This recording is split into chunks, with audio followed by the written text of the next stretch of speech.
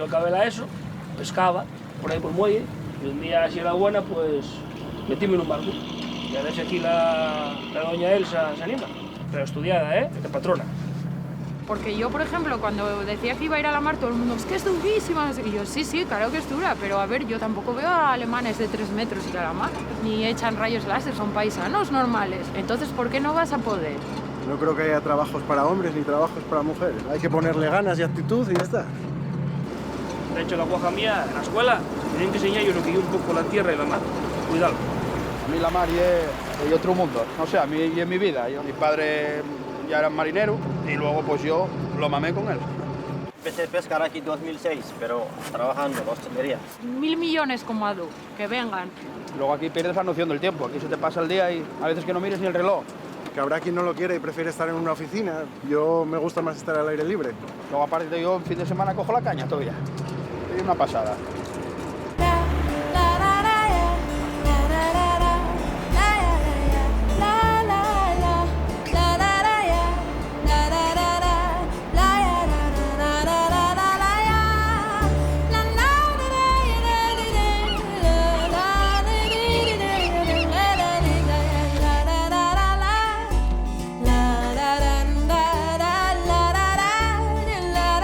Vas a ayudarme, ¿Ya sabes tú?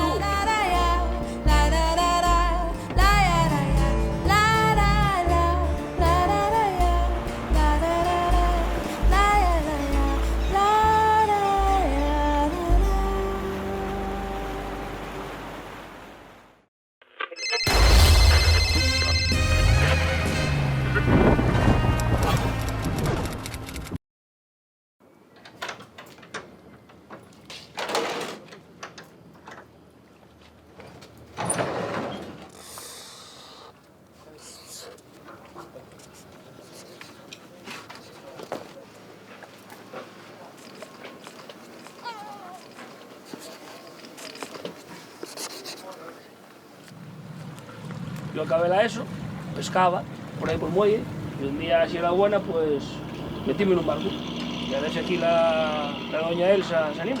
Pero estudiada, de patrona. Porque yo, por ejemplo, cuando decía que iba a ir a la mar, todo el mundo, es que es durísima, no sé qué. Y yo, sí, claro que es dura, pero a ver, yo tampoco veo a alemanes de 3 metros ir a la mar, ni echan rayos láser, son paisanos normales. Entonces, ¿por qué no vas a poder? No creo que haya trabajos para hombres ni trabajos para mujeres. Hay que ponerle ganas y actitud y ya está. De hecho, la guaja mía, en la escuela, tienen que enseñar yo lo que yo un poco la tierra y la mar. Cuidado. A mí la mar es otro mundo. No sé, a mí y en mi vida. Mi padre ya era marinero y luego pues yo lo mamé con él. Empecé a pescar aquí en 2006, pero trabajando en la hostelería. 1.000 millones como Adu, que vengan. Luego aquí pierdes la noción del tiempo. Aquí se te pasa el día y a veces que no mires ni el reloj. Que habrá quien no lo quiere y prefiere estar en una oficina. Yo me gusta más estar al aire libre. Luego aparte yo en fin de semana cojo la caña todavía. Es una pasada.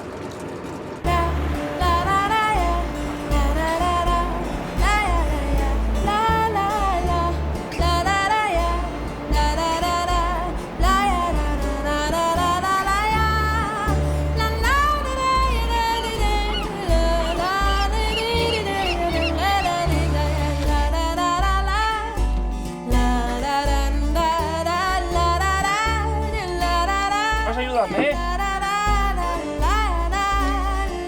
¿Ya sabes tú?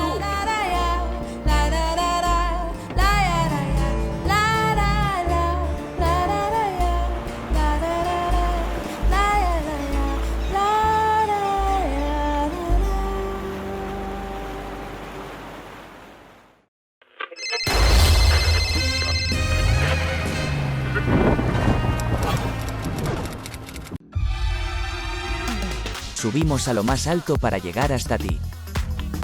Boxon 3 Comunicación Natural. Colaborador oficial de la Semana Negra de Gijón.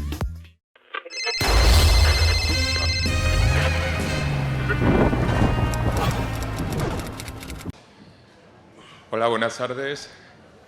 Bueno, gracias a todos por estar aquí. Yo soy Álvaro Valle, secretario de Políticas LGTBI de la FSA del PSOE. Y ese cargo precisamente me hizo, durante esos últimos días, esas últimas semanas, tener la oportunidad de hablar sobre la visibilidad, la importancia de la visibilidad de las realidades LGTBI, de las personas LGTBI, para pues eso, dar a conocer pues, las vidas, los problemas, las amenazas, las vulnerabilidades. Y siempre hablaba de la importancia de la cultura como la herramienta más eficaz para dar a conocer esas realidades LGTBI. La cultura a través del cine, de las series, de la música o en ese caso de la literatura, ¿no? Además de eso, si la literatura lo que cuenta son realidades, historias reales y no ficción, lo que logramos es fomentar o poner en valor vidas como la de, en este caso, Rambal, ¿no? Que tuvieron un sufrimiento, una lucha por dar a conocer precisamente esas realidades LGTBI en un momento en el que no era tan fácil como ahora, y gracias a esas luchas por eso tenemos ahora los derechos que tenemos, ¿no? Entonces hoy estamos aquí precisamente para hablar de ese libro, de La tinta del calamar, que trata sobre la vida y muerte desgraciada de Rambal, escrito por el autor y eso, bueno, periodista, autor de sobra conocido. Y entonces yo lo primero que me gustaría plantearte es por qué 40 años después de la muerte de Rambal murió en 1976 y ese libro se publica en 2016, ¿por qué surge esa necesidad o te surge esa idea de publicar este libro? Bueno, hola Álvaro, buenas tardes, muchas gracias a todos por estar aquí. Surge de un interés que me despertó la historia de una manera irracional. Yo no soy de Gijón, nací en Oviedo accidentalmente, pero soy de Mieres, pero empecé a venir a Gijón a veranear en los años 90.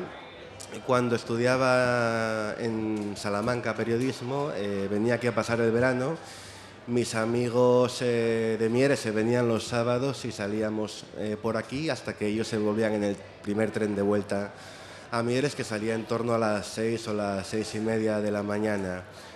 Como éramos razonablemente golfos, no demasiado golfos, digamos que el final de la noche siempre nos pillaba un poco ya cansados, y lo que hacíamos era coger unas cervezas e irnos a beberlas a la plaza del Lavadero, ¿no? a Tabacalera, las escaleras de Tabacalera. Y en esa plaza pues charlábamos, nos reíamos y esperábamos a que a que saliese el tren que los llevaría a ellos de vuelta a Mieres. En el año 2001, en una visita de Semana Santa, estaba en casa de mi abuela compraba siempre el periódico y tenía varios ejemplares atrasados.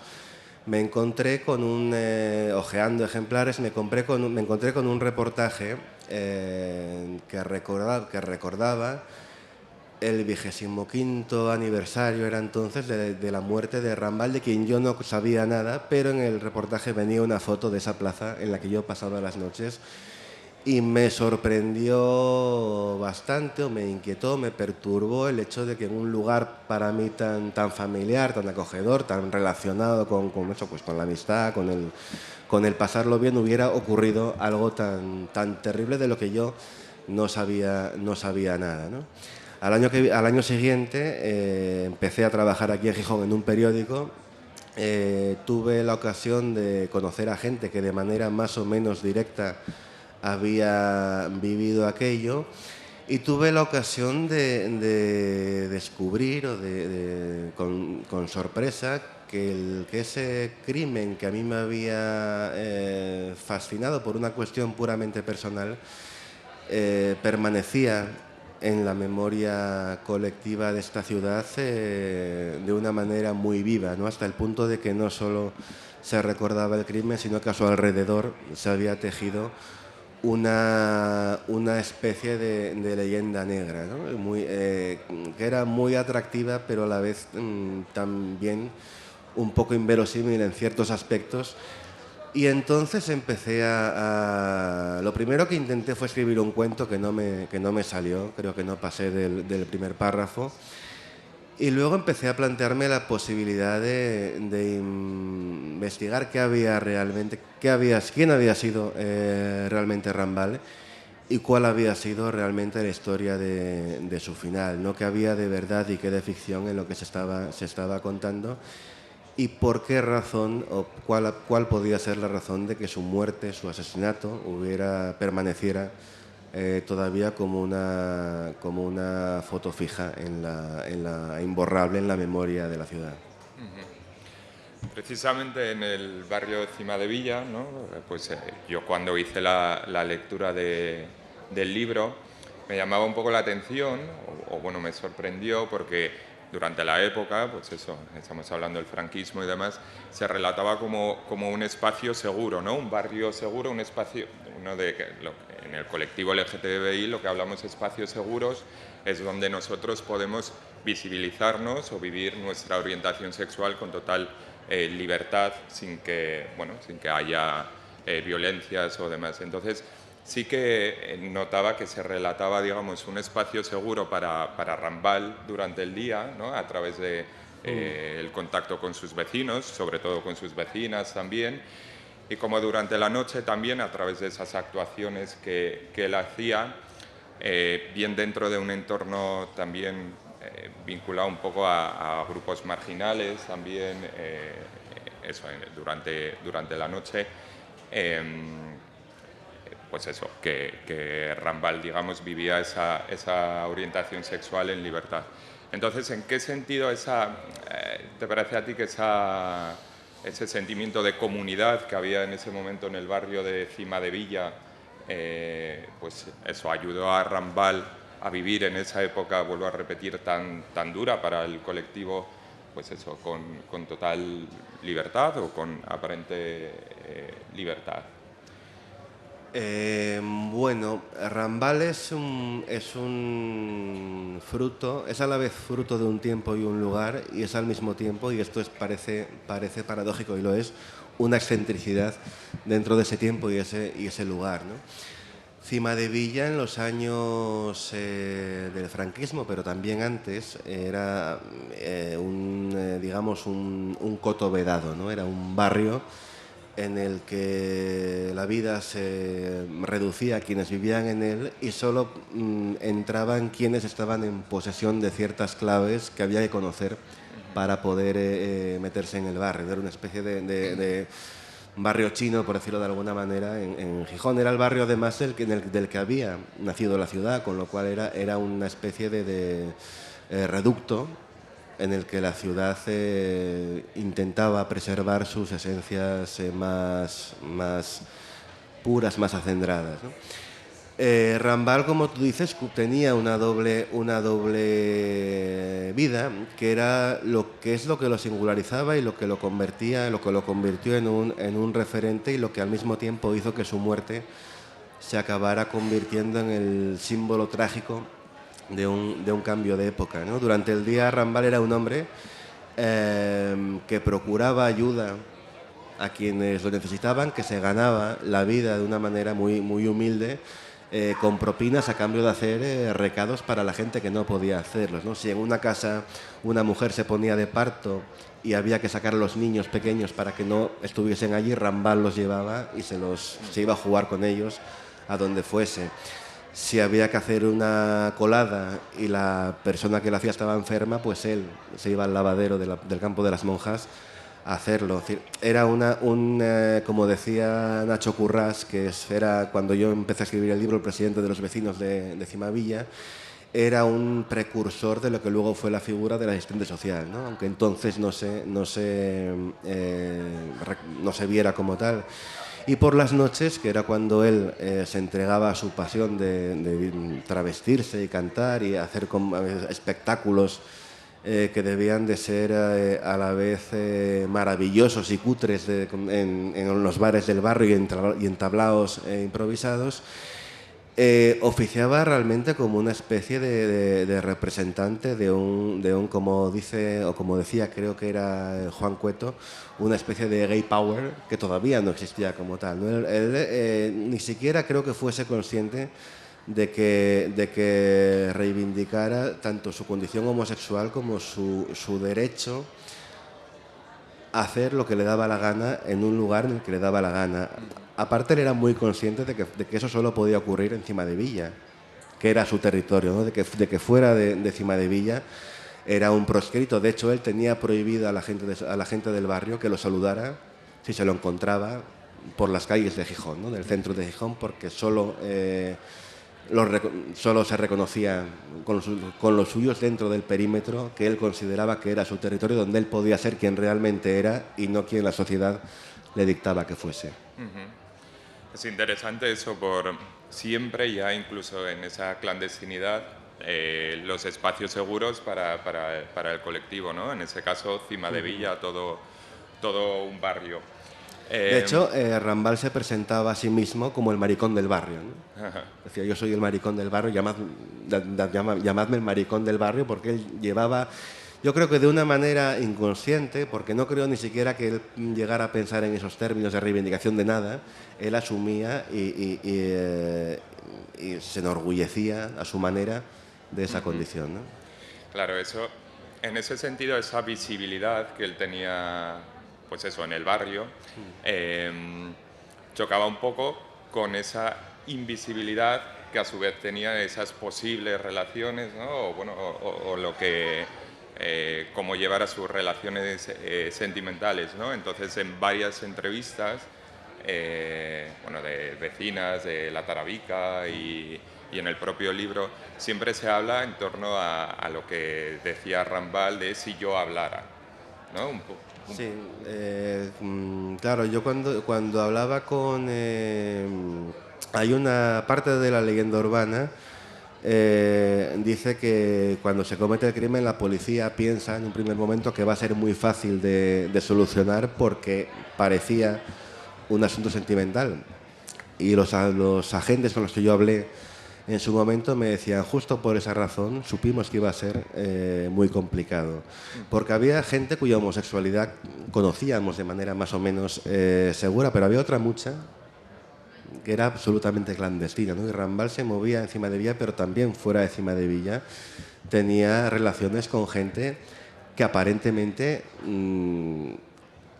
eran todo lo contrario de lo que realmente eran, ¿no? Con lo cual, y dentro de esa gente, él daba a entender que había personas que por su posición social, por su cargo, por su reputación, de ninguna manera habrían querido que él los delatase. Claro, es curioso esa doble, versión, ¿no? O esa visibilidad de él que choca con la invisibilidad de él, esa Cimadevilla de día versus la Cimadevilla de noche, ¿no? Todo eso, pues digamos, abriendo una época, ¿no?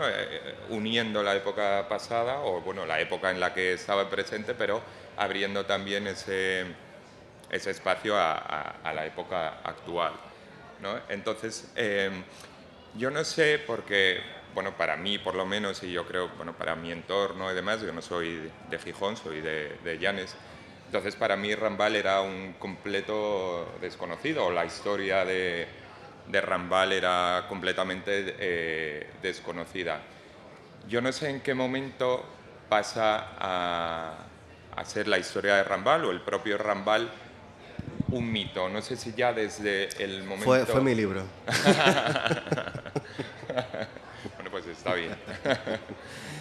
Realmente la historia de Rambal era una historia muy conocida aquí en Gijón, ¿no? Pero solo aquí en Gijón. Cuando yo empecé a escribir el libro, en el verano de 2008, además lo cuento, yo metí en Google la palabra Rambal y no me salía ninguna referencia a este Rambal. Aparecían referencias a dos Rambales, que eran los Rambales de verdad. Que Rambal no se llamaba Rambal, se llamaba Alberto Alonso Blanco. Lo llamaban Rambal era un mote que le pusieron por sus dotes de Enrique Rambal fue un escenógrafo más que dramaturgo de los años, que fue muy famoso en los años 20 del siglo pasado, que adaptaba obras de la literatura o del cine al teatro con gran profusión de efectos especiales de entonces y demás, ¿no? Y luego se exilió en México y tuvo un hijo en México que fue actor de cine y que también es una figura muy conocida en México, pero no en España. Yo no sé muy bien por cuál de los dos le pusieron el mote, creo que por el primero, porque sé que Rambal padre estuvo en el Teatro Jovellanos, entonces de Indurra, en algún momento que ahora no recuerdo, de los años 20-30, que fue más o menos cuando nació o cuando pudo nacer Rambal, y es posible que gente que fue a aquella función o que oyó hablar de aquella función, cuando vieron cuánto le gustaba a Rambal disfrazarse y cantar en público y demás, le pusieran el nombre. Se me ha ido la pregunta. El mito. El mito. Entonces, eso, no venía nada por Rambal, ¿no? Y lo que encontraba eran artículos de prensa esporádicos que se publicaban, referencias en libros como la Guía Secreta de Asturias de Juan Cueto, la Guía Indiscreta de Gijón de Fernando Poblet, libros de Ladislao de Arriba, de alguno más que no recuerdo, y un texto largo de Pachi Poncela, que en el año 2001 publicó un libro estupendo que se llamaba Crónica Negra de Gijón, donde hacía recuento de varios casos oscuros de la historia de la ciudad, y el de Rambal era uno de ellos, ¿no? Y fue durante mucho tiempo el texto más completo que hubo sobre el particular. Yo escribí este libro y hace un par de años Rodrigo Cuevas sacó su canción, que es muy hermosa. Entre medias, Pilar Sánchez Vicente publicó una novela que es Mujeres Errantes, donde también se menciona a través de la tarabica la historia de Rambal.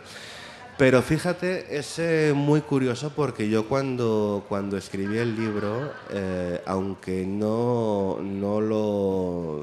en ningún momento pensaba en la reivindicación de los derechos del colectivo LGTBI, porque en ningún momento sentí que hubiera que hacerlo. Quiero decir, creo que en el libro se muestra que estoy completamente convencido de que esas personas son iguales que cualesquiera otras, pero no lo tenía en la cabeza porque estaba tan interiorizado que no pensé que tuviera que decirlo, porque en aquel momento, hace 6 años, 6-7 años fue cuando lo estaba escribiendo, ni siquiera se pensó que eso podía ponerse en duda, ¿no? Es decir, yo me acuerdo, las entrevistas que di entonces, en ninguna se mencionaba ese tema porque era como un derecho reconocido y reconocible. Sin embargo, cuando Rambal se volvió a emerger a partir de la canción de Rodrigo, y hubo periodistas de fuera de Asturias que dieron con mi nombre y con mi libro y me llamaron, esa era una pregunta recurrente, ¿no? Te hablo de entrevistas hechas durante el último año, los últimos 2 años, lo que no deja de ser una constatación triste de que vuelve a ser necesario defender algo o verbalizar algo que hace 6 años se podía dar por supuesto, ¿no? Claro, en ese sentido yo, por ejemplo, lo que valoro del libro, o de que ahora la figura de Rambal pues esté siendo tan valorada, es precisamente que siempre buscamos como referentes, no sé si buscamos o nos llegan referentes lejanos, ¿no? Y en ese tema de memoria LGTBI, vamos a llamarla, no teníamos referentes, digamos, propios asturianos, pues eso, de anteriores generaciones, o de que hubiéramos conocido que habían luchado, aunque fuera inconscientemente, como se deduce de tu libro, por esos derechos o esa visibilidad de vivir libremente la orientación sexual. Entonces, por lo menos en mi caso, cuando Rodrigo Cuevas sacó la canción, fue como, espera, que no solo había homosexuales durante el franquismo en Madrid o en Cataluña o demás, evidentemente aquí los había, no los conocía o no los conocíamos a nivel general, Y ahora, pues eso, gracias a esa canción en mi caso, posteriormente indagando descubrí tu libro y otras canciones como de Pablo and Destruction, pues se pone en valor esto. Entonces, era lo que comentaba anteriormente, no solo con la cultura se da visibilidad a los problemas o a la situación del colectivo, sino que contando historias reales, además como que se da honor o se rinde homenaje a esa lucha, aunque fuera inconsciente, vuelvo a decir, en este caso, que se lleva a cabo en generaciones pasadas, ¿no? Entonces, retomando eso de lo de la canción de Rodrigo... Pero fíjate qué curioso, Rodrigo se encuentra con Rambal, él no lo estaba buscando, él estaba en el Museo del Pueblo de Asturias, Rodrigo es de Oviedo, con lo cual tampoco tenía conocimiento directo de la historia, ¿no? Y él está en el pueblo de Asturias escuchando el archivo de historia oral que hay allí para ver qué encuentra sin ninguna finalidad concreta cuando escucha a la tarabica hablar de Rambal. Y es así como llega a la historia, ¿no? O sea, que no era realmente una figura que... Sí, la parte mítica que pueda tener Rambal ha empezado después de la canción de Rodrigo, que es la que ha llevado a la figura de Rambal a lugares que nadie esperaba, yo creo, que pudiese llegar. De hecho, yo creo que Rambal se reiría mucho si hoy se viese a sí mismo convertido en referente de nada, porque él nunca aspiró a ser referente de nada. Y hay una paradoja muy curiosa, que es que seguramente eso es gracias a la forma en la que murió. Probablemente si Rambal no hubiese muerto asesinado aquella madrugada de abril en su casa, hoy ni siquiera nos acordaríamos de él, o solo se acordarían quienes llegaron a conocerlo, ¿no? Como pasa con mucha gente a la que destaca dentro de su entorno, pero a la que nadie presta especial atención. Nadie prestaba a Rambal una atención especial fuera de su círculo más próximo en Cima de Villa. No hay ninguna grabación de la voz de Rambal, no hay ninguna grabación videográfica de Rambal, lo que indica que tampoco nadie sintió la necesidad de grabar en aquel tiempo a Rambal, porque se lo tendría como una especie de pintoresquismo amable al cual no convenía prestar atención. Si no hubiera sido por su muerte, seguramente su recuerdo y lo que de valioso pueda haber en su legado se habría perdido. Y es una paradoja que también me fascina mucho, ¿no? Como un final tan abrupto, tan vil, tan inmerecido, al final ha terminado derivando en una especie de justicia poética que ha hecho que su figura trascienda sus límites biográficos y que estemos hablando de él hoy 46 años después de su muerte, ¿no? Claro. Bueno, estamos hablando todo el rato, pues eso, de Rodrigo Cuevas, de la cultura, evidentemente de tu libro. Entonces, yo no sé, a nivel global, ¿qué importancia crees que tiene la cultura para difundir ese tipo de historias, ¿no? De lo que estamos hablando precisamente, ¿no? Pues eso, ¿en qué momento llega al gran público o qué importancia tiene la cultura para que llegue al gran público, a la mayoría, pues historias como la de Rambal, y cuántas historias pueden quedar por ahí sin contar? Siempre hay historias. Yo creo que si nos ponemos a pensar lo que estamos aquí, recordaremos a personajes típicos de Gijón, de los que no sabemos casi nada, ¿no? Yo, por ejemplo, recuerdo a aquel señor que se pintaba la cara con mercromina, que andaba por ahí, y claro, y yo no sé cómo se llamaba, ni de dónde venía, ni quién era, ni si tenía familia, ni dónde, ni cuándo murió, ¿no? Pero era una persona a la que se veía a diario, en la que no reparábamos. ¿Quién sabe lo que podía tener detrás, ¿no? ¿Quién lo puede saber ahora? La cultura, lo que llamamos cultura, que al fin y al cabo son las manifestaciones artísticas, intelectuales que se suceden en el tiempo y en el espacio, es importante en tanto que es la legataria de la memoria del tiempo en el que fueron creadas, ¿no? Yo siempre digo que si uno quiere saber qué pasó en el siglo XVII, puede recurrir a la historia o a la estadística, ¿no? Y ver cuánta gente nacía, cuánta gente moría, qué tipo de oficios se desempeñaban, pero si quiere saber cómo era el siglo XVII, tiene que leer a Cervantes o a Quevedo o a Lope, porque son los que nos cuentan cómo, los que nos permiten volver a respirar el aire, el aroma de aquellos años. La cultura deja la memoria de la humanidad fija para que quienes vengan después puedan conocer, para que los que estamos en el mismo tiempo podamos conocernos mejor y para que quienes vengan después sepan quiénes fuimos y de esa manera puedan llegar a aventurar quiénes son ellos, ¿no? Interesante, sin duda.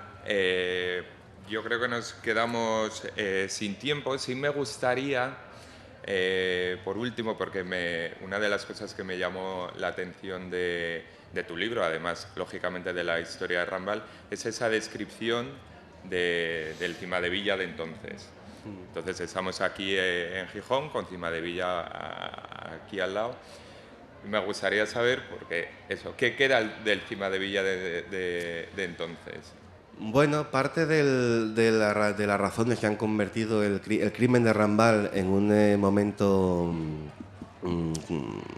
vamos a decir, crucial de la historia reciente de Gijón, es que de alguna manera coincide históricamente con un momento en el que Cimadevilla y Gijón entera, pero Cimadevilla como, digamos, esencia de Gijón cambia, ¿no? Cimadevilla durante siglos había sido un barrio de pescadores y de cigarreras. De repente, con la muerte de Franco, la democracia, la llegada de todo lo que vino después, pasa a redefinirse tanto económica como social, como en algunos tramos, incluso urbanísticamente, ¿no? Yo creo que es un barrio que ahora mismo todavía está buscando una identidad que sigue recordando lo que fue, pero no acaba de reconocerse en lo que es hoy, ¿no? Pues nada, con eso acabamos. Agradeceros la asistencia, agradecerte a ti. Muchas gracias a ti y a todos por haber venido. El libro, y acabar solo diciendo, en una de las crónicas periodísticas sobre la muerte o sobre el entierro de Rambal, que está en tu libro, dicen que no se vivirá algo así hasta que muera Kini. Eso me lo dijo a mí alguien que estuvo allí, sí, que lo vio, ¿no? Y me decía que sí, que solo se vería... Cuando escribí el libro, Kini aún vivía. Claro. Y es verdad que, bueno, los fastos fúnebres por la muerte de Kini fueron evidentemente mucho más grandes que los de Rambal, ¿no? Pero los de Rambal en su momento fueron verdaderamente llamativos, teniendo en cuenta que hablamos de un personaje que era un nadie dentro de la sociedad gijonesa, ¿no? O sea que no iba desencaminado. Entonces me quedo con eso que decías antes de justicia poética, ¿no? Que 40 años después estemos aquí hablando de Rambal y poniendo en valor su figura. Y nada, lo dicho. Gracias por escucharnos. Muchas gracias. Quería decirles que los libros de Miguel del Calamar y de Siempre de Paso los tienen a su disposición allí y él les lo firmará con gusto si quieren.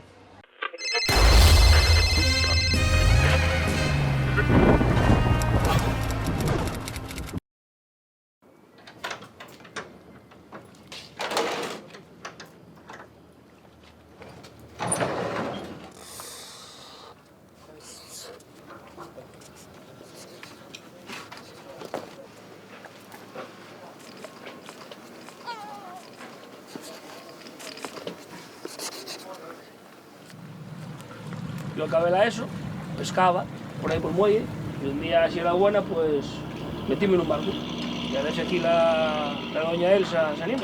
Pero estudiada, de patrona. Porque yo, por ejemplo, cuando decía que iba a ir a la mar, todo el mundo, es que es durísima. Y yo, sí, claro que es dura, pero a ver, yo tampoco veo a alemanes de 3 metros ir a la mar, ni echan rayos láser, son paisanos normales. Entonces, ¿por qué no vas a poder? No creo que haya trabajos para hombres ni trabajos para mujeres. Hay que ponerle ganas y actitud y ya está. De hecho, la guaja mía, en la escuela, me tienen que enseñar yo lo que yo un poco la tierra y la mar. Cuidado.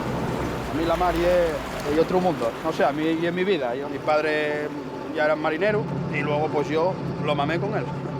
Empecé a pescar aquí 2006, pero trabajando en hostelería. 1000 millones como Adu, que vengan. Luego aquí pierdes la noción del tiempo. Aquí se te pasa el día y a veces que no mires ni el reloj. Que habrá quien no lo quiere y prefiere estar en una oficina. Yo me gusta más estar al aire libre. Luego aparte yo en fin de semana cojo la caña todavía. Es una pasada.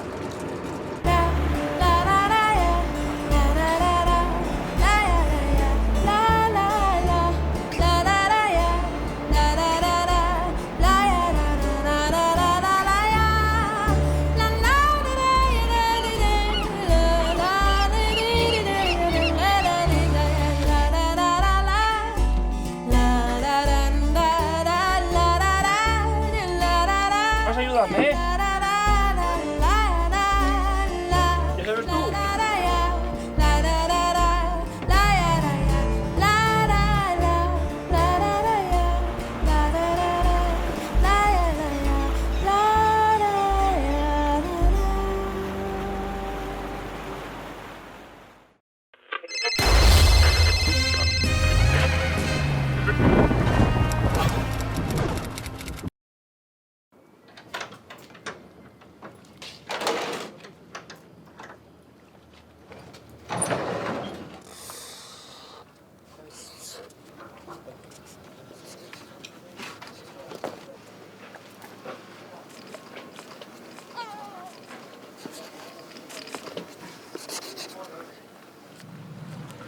Yo acabé la ESO, pescaba por ahí por el muelle, y un día, si era buena, pues metíme en un barco. Y a ver si aquí la doña Elsa se anima. Pero estudiada, ¿eh? De patrona. Porque yo, por ejemplo, cuando decía que iba a ir a la mar, todo el mundo, es que es durísima. No sé qué. Y yo, sí, sí, claro que es dura, pero a ver, yo tampoco veo a alemanes de 3 metros y a la mar. Ni echan rayos láser, son paisanos normales. Entonces, ¿por qué no vas a poder? No creo que haya trabajos para hombres ni trabajos para mujeres. Hay que ponerle ganas y actitud y ya está. De hecho, la guaja mía, en la escuela, tienen que enseñar yo lo que yo un poco la tierra y la mar. Cuidado. A mí la mar es otro mundo. No sé, a mí y en mi vida. Mi padre ya era marinero y luego pues yo lo mamé con él. Empecé a pescar aquí 2006, pero trabajando en hostelería. 1000 millones como Adu, que vengan. Luego aquí pierdes la noción del tiempo. Aquí se te pasa el día y a veces que no mires ni el reloj. Que habrá quien no lo quiere y prefiere estar en una oficina. Yo me gusta más estar al aire libre. Luego aparte yo en fin de semana cojo la caña todavía. Es una pasada.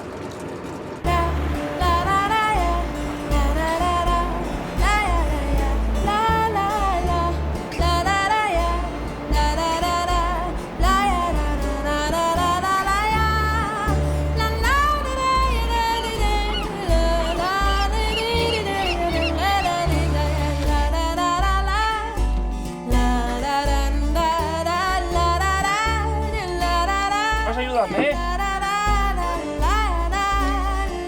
Ya sabes tú.